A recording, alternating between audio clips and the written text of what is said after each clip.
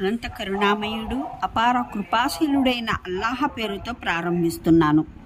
మక్కాలో తొలి కాబా యాత్ర ప్రభావం.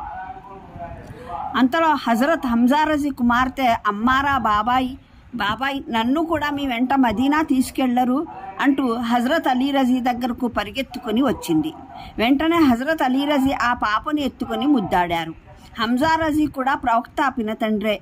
ఆయన ఉహూద్ యుద్ధంలో అమరగతి నొందారు. ఆ తర్వాత ఈ పాప మా బాబాయ్ హంజా కూతురు, మనం ఈమెను తీసుకువెళ్ళి పెంచుకుందాం అంటూ అలీ రజీ ఆమెను అర్ధాంగి హజరత్ ఫాతిమా రజీకు ఇచ్చారు. అప్పుడు హజరత్ జాఫర్ రజీ వచ్చి, ఈ అమ్మాయి నా పినతండ్రి కూతురు కనుక ఈమెను తీసుకుని పెంచుకునే హక్కు నాకు ఎక్కువ ఉంది అని చెప్పారు. ఈమె తండ్రి నాకు పినతండ్రి అవుతాడు, అందువల్ల ఈమెను పెంచుకునే హక్కు నాకే ఎక్కువగా ఉంది అన్నారు హజరత్ అలీ రజీ.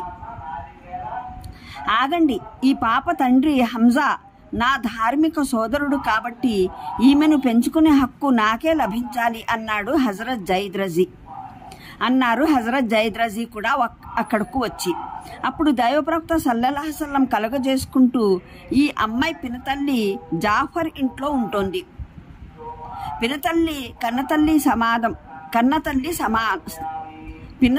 కన్నతల్లి స్థానం ఆక్రమించుకుంటుంది కనుక ఈ పాపకు జాఫర్ ఇంట్లోనే ఎక్కువ సుఖంగా ఉంటుంది అన్నారు. ఈ విధంగా చిన్నారి అమ్మారా హజరత్ జాఫర్ రజీ సంరక్షణలోకి వచ్చింది. ఆ పాపతో పాటు ఆమె తల్లి సల్మా బిన్త్ అమీస్ రజీను కూడా వెంట తీసుకున్నారు. ఆ సందర్భంలో మహాప్రవక్త ముహమ్మద్ సల్లల్లాహు అలైహి వసల్లం హజరత్ అలీ రజీతో, నువ్వు నా వాడివి, నేను నీ వాణ్ణి అని అన్నారు. హజరత్ జైద్ రజీతో, నువ్వు నా సోదరుడు, స్నేహితుడవు అన్నారు. హజరత్ జాఫర్ రజీతో, నడవడిక రూపురేఖల్లో నువ్వు నాలాంటి వాడివి అన్నారు ఆయన. ఆ తర్వాత దైవప్రవక్త సల్లల్లాహు అలైహి వసల్లం హజరత్ అబూ రాఫే రజీను పిలిచి, సాయంత్రం దాకా ఇక్కడే ఉండి మైమునా రజీను వెంటబెట్టుకుని రావాల్సిందిగా చెప్పారు.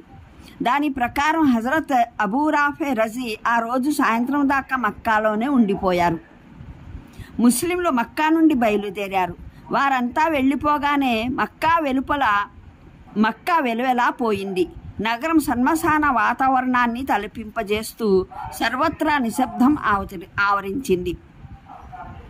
ఖురేషీయులు మక్కా నుండి వెళ్ళిపోతున్న ముస్లింలను చూసి అసూయతో తల్లడిల్లిపోయారు. కొండలపై గుడారాలు పీకేసి ఉసూరుమంటూ నగరానికి తిరిగి వచ్చారు. ఈ 3 రోజులు వారికి 3 ఏండ్లుగా గడిచాయి. అయినా వారికి ముస్లింల గండం తప్పినట్టు సూచనలు కానరావడం లేదు. హజరత్ అబూ రాఫా రజీ ఆ సాయంత్రం హజరత్ మైమునా రజీను వెంటబెట్టుకొని బయలుదేరి దారిలో ఓ చోట మిత్ర బృందాన్ని కలుసుకున్నారు. ముస్లింలు కాబా యాత్ర చేశామన్న భావనతో సంతోషిస్తూ మదీనా తిరిగి వచ్చారు. ఖురేష్ నాయకుల అనుమానం క్రమంగా నిజం కాసాగింది. ముస్లింలు మక్కాలో 3 రోజులు మాత్రమే ఉండినప్పటికీ వారు వదిలిపోయిన ప్రభావం మాత్రం ప్రజల ఆలోచనలకు పదును పెట్టడం ప్రారంభించింది. అనేక మంది దైవ ప్రవక్త సల్లల్లాహు అలైహి వసల్లం ప్రచారం చేస్తున్న నూతన ధర్మం గురించి పదే ఆలోచిస్తున్నారు. మరికొందరు అదే నిజమైన ధర్మమని భావిస్తున్నారు. ఖాలిద్ బిన్ వలీద్ ముస్లింలకు ఒకనాటి బద్ధ శత్రువు. ఉహూద్ యుద్ధంలో ఖురైష్ ప్రజల హీరోగా వెలిగిపోయాడు. ఇస్లాం పేరెత్తితేనే మండిపడేవాడు. అలాంటి ఖాలిద్ కూడా ఇప్పుడు తీవ్రమైన ఆలోచనలో పడిపోయాడు. గతంలో ముస్లింలతో చేసిన యుద్ధాలను గురించి ఓసారి తాపీగా సమీక్షించాడు. బదర్, ఉహూద్, కందకం యుద్ధాలలో తాము సర్వసాధనా సంపత్తితో ఎంతగా పోరాడినా అంతిమ విజయాలు కనీస వనరులు కూడా లేని ముస్లింలనే వరించాయి. దీన్ని బట్టి మహత్తరమైన అదృశ్య శక్తి ఏదో వారికి సహాయం చేస్తోందని అర్థమవుతుంది. కనుక ఇస్లామే సత్యం, నిజధర్మం కావచ్చు. ఖాలిద్ మెదడు వేడెక్కింది. వెంటనే నిర్ణయానికి రాలేకపోయాడు. అంతలో ఒక అతను గుర్రం దిగి ముఖానికి పట్టిన చెమట తుడుచుకుంటూ వచ్చాడు. నేను మదీనా నుండి వస్తున్నాను. మీ అన్నయ్య వలీద్ బిన్ వలీద్ ఈ ఉత్తరం మీకు ఇవ్వమని నన్ను పంపించాడు అంటూ ఆ మనిషి ఖాలిద్ చేతికి ఒక ఉత్తరం అందించి వెళ్ళిపోయాడు. ఖాలిద్ గబగబా ఆ ఉత్తరం తెరిచి చదవడం ప్రారంభించాడు. ప్రియమైన తమ్ముడు ఖాలిద్కు ఉభయ కుశలోపరి. దైవప్రవక్త ముహమ్మద్ సల్లల్లాహు అలైహి వసల్లం ఉమ్రా చేయడానికి మక్కా వచ్చినప్పుడు నేను కూడా ఆయన వెంట ఉన్నాను. మక్కా చేరుకున్న తర్వాత ఆయన నీ గురించి ప్రస్తావిస్తూ ఖాలిద్ ఏడి అని అడిగారు. నేను నీ కోసం మక్కాలో చాలా వెతికాను, కానీ నీవు కనిపించలేదు. అప్పుడు దైవప్రవక్త సల్లల్లాహు అలైహి వసల్లం నాతో ఇలా అన్నారు, ఖాలిద్ లాంటి ఉత్తముడు, వివేచనాపరుడు ఇంకా ఇస్లాంకు దూరంగా ఉన్నాడంటే నాకు చాలా ఆశ్చర్యమేస్తుంది. ఇస్లాం గురించి, దాని బాగోగుల గురించి ఖాలిద్కు తెలియకుండా ఉండవు. అతని శక్తి సామర్థ్యాలు ఇస్లాం కోసం ఉపయోగిస్తే ఎంత బాగుండు. తమ్ముడు, నేను నిజం చెబుతున్నాను, ఇస్లాం లాంటి సంపూర్ణ జీవిత విధానం, మహోన్నత ధర్మం మరొకటి లేదు. ముహమ్మద్ సల్లల్లాహు అలైహి వసల్లం లాంటి మానవోత్తముడు, కరుణామ సముద్రుడు లోకమంతా గాలించినా ఎవరూ దొరకరు. నీవు ఇంకా ఆలస్యం చేసి ఆయన ప్రేమాభిమానాలకు దూరం కాకు. సాధ్యమైనంత త్వరగా నువ్వు ఇస్లాం స్వీకరించి ఆ మహానీయునికి ప్రీతిపాత్రుడు అవుతావని ఆశిస్తున్నాను. ఇట్లు మీ అన్నయ్య వలీద్. ఈ ఉత్తరం మండుతున్న గాయానికి మందులా పనిచేసింది. విపరీతమైన దాహంతో ఉన్నప్పుడు గుక్కెడు మంచినీళ్లు దొరికితే ఎలా ఉంటుందో అలాంటి అనుభూతికి లోనయ్యాడు ఖాలిద్ బిన్ వలీద్. అవును, ముహమ్మద్ సల్లల్లాహు అలైహి వసల్లం దైవ ప్రవక్తే, ఇందులో ఇక నాకు ఎలాంటి సందేహం లేదు. ఆయన మాంత్రికుడు కానే కాడు. ఆయన ప్రచారం చేస్తున్న ధర్మమే సత్యధర్మం. అంతరాత్మ ఘోషతో అతని అంతరంగం దేదీప్యమానంగా వెలిగిపోయింది. ఈ మాటలే అతని నోట కూడా అప్రయత్నంగా వెలువడ్డాయి. ఏమిటి, ఖాలిదేనా ఈ మాటలు అంటున్నది? మక్కా ప్రజలు ముక్కు మీద వేలేసుకుని మరీ ఆశ్చర్యపోయారు. నేనిప్పుడు ముస్లింని, ఇస్లామీయ విప్లవ ధ్వజవాహకుణ్ణి. ముహమ్మద్ సల్లల్లాహు అలైహి వసల్లం బోధిస్తున్నది ముమ్మాటికి దైవ సందేశమే. ఇందులో అనుమానించడానికి ఇక ఎలాంటి ఆస్కారం లేదు.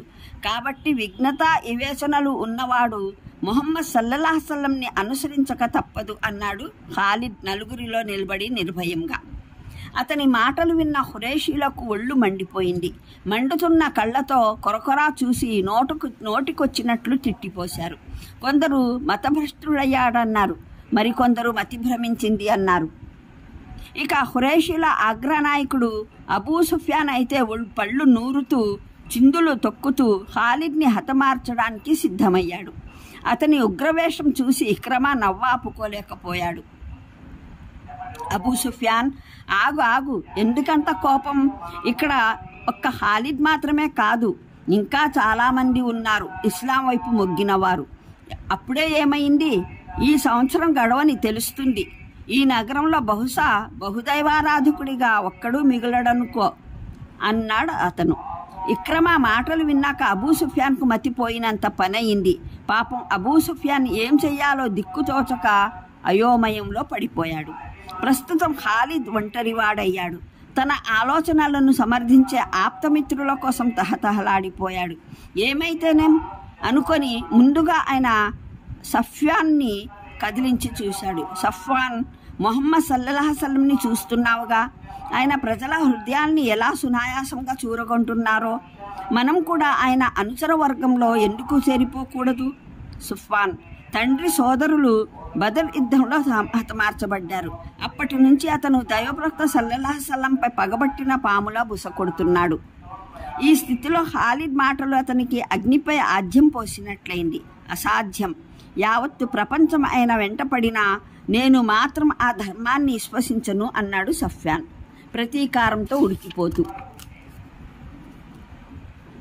ఖాలిద్ ఈసారి ఇక్రమాను కదిలించాడు. కానీ అక్కడ అతనికి నిరాశ ఎదురైంది. చివరికి అతనొక్కడే మదీనా బయలుదేరాడు.